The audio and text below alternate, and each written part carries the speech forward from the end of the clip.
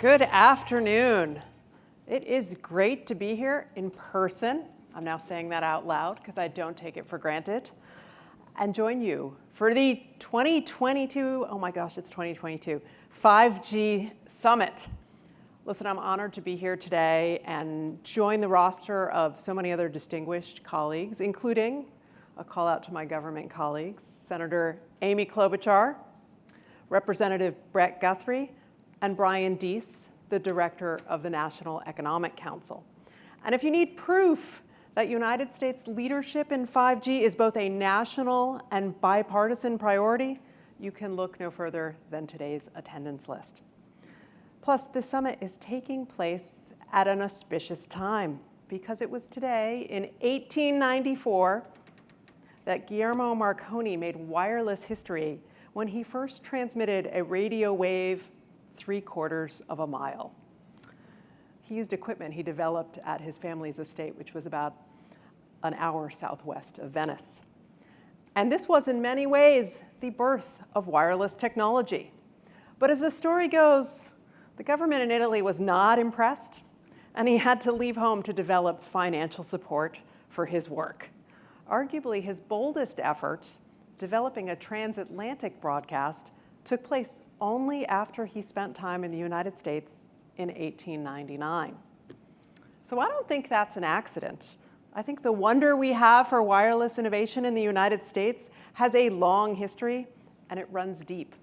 We prize being a global leader in spectrum technology, and we know that retaining our edge today requires a commitment to rolling out 5G networks. Of course, that's why you're here.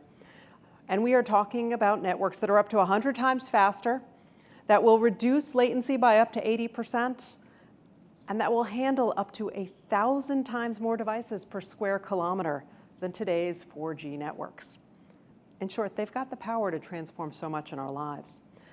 And already 5G is changing the ways we connect. We've got more than 60% of the smartphones that are being shipped right now are 5G devices.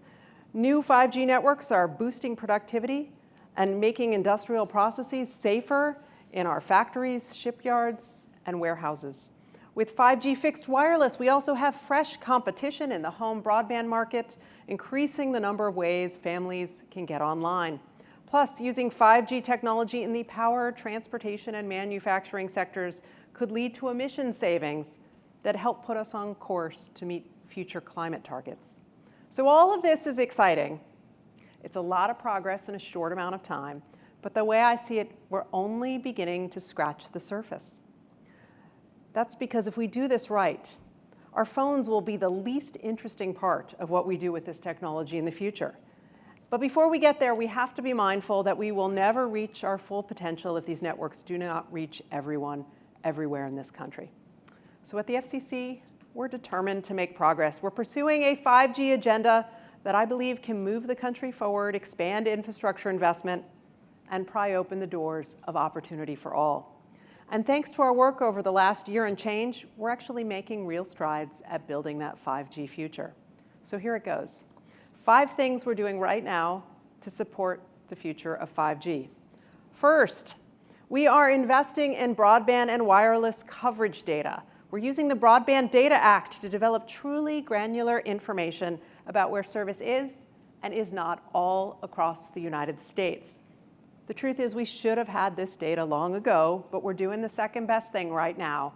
We are building it at this moment today.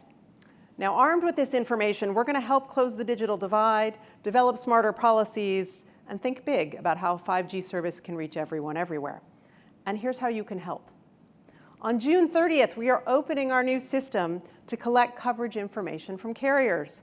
When that window opens, if you're a carrier, get us your data as quickly as possible. Second, we are making service more affordable.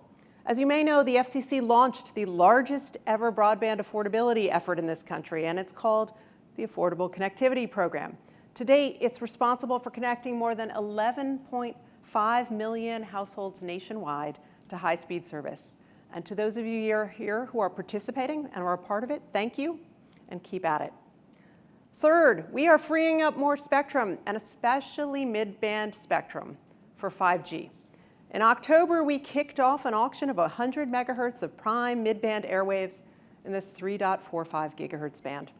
Last week, we granted all the licenses won in that auction, and for those of you counting, that's more than 4,000 licenses for new wireless service. In addition, we're rolling right into our next mid-band spectrum auction, which kicks off in July. This auction of the 2.5 gigahertz band is going to help extend 5G service beyond the most populated areas in the country. Fourth, on the equipment side, we are diversifying what goes into our 5G networks. This will increase security, drive down costs, and help build a bigger market for secure 5G equipment. Open and interoperable equipment is the future, and we're working to ensure that Open RAN technology is being built here and now. Fifth, we are improving the way we coordinate with our federal partners.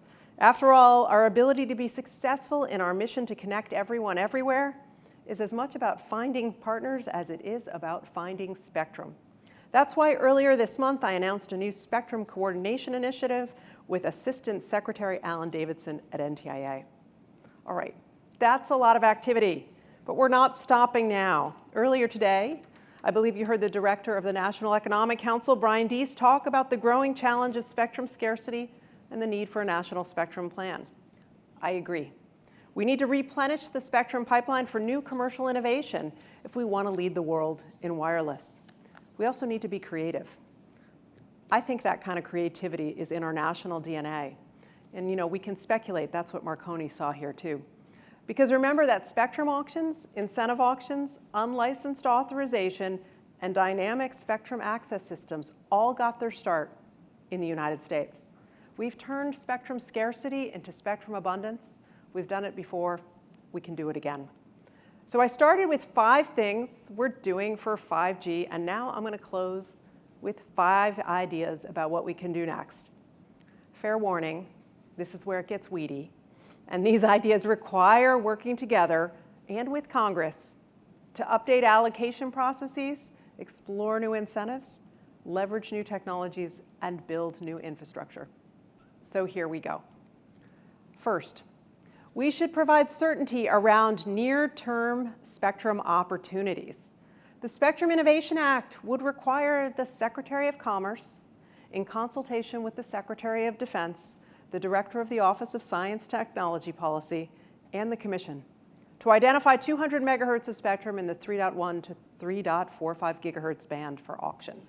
This legislation would provide much needed certainty about the near-term availability of mid-band spectrum to support next-generation wireless networks because it has the mix of propagation and capacity that can help close the digital divide. Second, we should explore updating the Commercial Spectrum Enhancement Act to make it a more effective tool for repurposing spectrum. Today, this law encourages federal users to clear their spectrum, and it does that by establishing a spectrum relocation fund. The fund reimburses agencies operating on airwaves that have been reallocated for commercial use. So far, so good. But I think we can do more with the Commercial Spectrum Enhancement Act. For starters, we can make sure that federal users relocating have a wider range of options. That means creating opportunities for federal agencies not just to replace their equipment and services, but to upgrade their capabilities when they relocate to new spectrum. We could also consider payment of relocation funds to federal users in adjacent spectrum who might need to make changes when airwaves are repurposed. This could help avoid spectrum disputes and speed the way for more reallocation of our airwaves. In addition, we could revisit the statutory requirement for FCC auctions to raise 110% of federal users' estimated relocation costs. As we've learned in recent auctions, this requirement really limits the Commission's ability to design creative spectrum auctions and take advantage of innovations in spectrum policy, like dynamic sharing models. Finally, we could explore if a model similar to this law could help make more efficient use of commercial airwaves too. Third, we should explore receiver performance. Historically, our discussions about spectrum efficiency have been a one-way effort. They have focused almost exclusively on transmitters. But efficient use of our airwaves is a two-way effort, and low-quality receivers can make it harder to introduce new services in the same or nearby frequencies. That's why last month, the FCC launched a new inquiry on receiver performance. It asks about incentives, guidelines, regulatory requirements, and procurement practices that could help create a more transparent and predictable radio frequency environment for all users. I think it's time to consider these concepts because if we get them right, we will have more airwaves available for new and innovative services. Fourth, we should consider the broader use of incentives. If we want a robust and reliable spectrum pipeline, we need to make sure that federal authorities see gain and not just loss when their airwaves are reallocated for new commercial use. To do this, we could explore a series of incentives to serve as a catalyst for freeing up more spectrum for commercial markets. We could begin by developing a spectrum currency, because with a uniform system of valuation for federal spectrum assignments, we could explore the development of incentives for efficiency and better understand the opportunity cost of federal use. This, in turn, would facilitate a supply of spectrum for new commercial uses through a policy based on carrots rather than sticks. Fifth and finally, we should use this opportunity to solve our most pressing communications challenges. We can put our public airwaves to broader public purpose in any spectrum reauthorization. How? We can work with Congress to use the billions of dollars that FCC spectrum auctions raise to build the public infrastructure this country truly needs. And we could start with using future auction revenues to fund the nation's transition to next generation 911. It would benefit public safety nationwide and every one of us who dials 911 when the unthinkable occurs. We can have an updated public emergency calling system that's built for the digital age, and we can use public airwaves to do it. All right, so there you have it. 5 things we're doing for 5G and 5 ideas about what we could do next. This is challenging. I don't want to leave you with the impression that any of this is all that easy. As Marconi himself learned, not every bold idea yields immediate rewards. But thinking big and then making it happen is how we have led the world in wireless. Like I said up front, we've done it before, and we can do it again. I believe it. In fact, I believe if we all here work together, we can make real progress and build a brighter wireless future. Thank you.